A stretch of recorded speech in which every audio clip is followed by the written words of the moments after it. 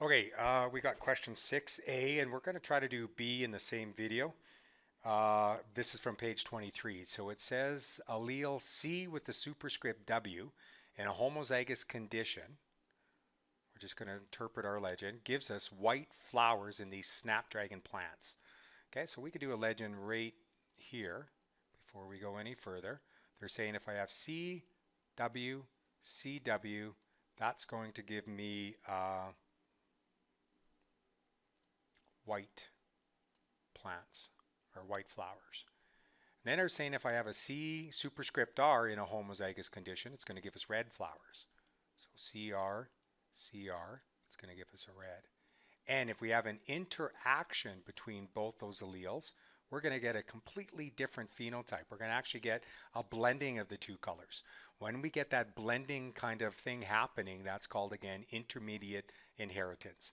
Not codominance. If it was codominance, we'd have both white and red flowers. But when you get that blending, it's intermediate inheritance. So if I have a C R with a CW, and again, it doesn't matter if we do R or W, which one first, just keep it consistent. That's going to be pink. Okay, so there's our legend, step one. Step two, underline the parents. So it says a gene that codes for colorant snapdragons exhibits incomplete dominance. Okay, a pure, true breeding red snapdragon. So again, there's different words to show our homozygous. Pure and true means homo, either homo dom or homo recessive. In this case, homo red. So what if we take a look at the genotype for red? It has to be homo. We know that already. Or it has to be pure or true. So get used to that terminology. Pure and true also means homozygous. Okay, is crossed with a pure true white snapdragon. So if we take a look at our white, take a look at our legend, we see it's a CW, CW. There's our two parents. Okay, what is the phenotypic ratio of the F1 generation? So if we do that question quickly, just a Punnett square, still a monohybrid, it's just monohybrids with incomplete dominance. It doesn't say male or female, so arbitrarily we'll just put one on top, one on the bottom. And let's bring these guys together. In this case, this time I'll put the R first. CW, that's going to be pink. Again, in the box, put your phenotype and makes interpretation for your ratios after much easier. Pink. Put my R's first all the time if that's what I'm going to do. And pink.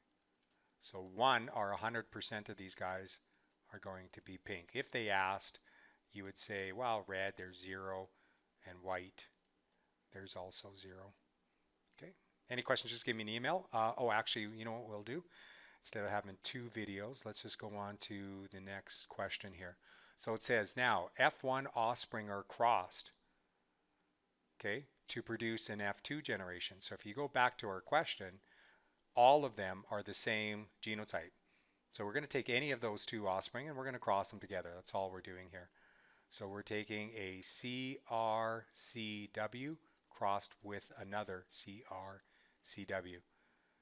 Draw a Punnett square, determine the phenotype of the next generation. So again, Punnett square, cross it out, CRCW, CRCW. Bring them together now, CRCR. That's going to be a red when we look at our legend. CRCW, that's another pink, mixing of the two.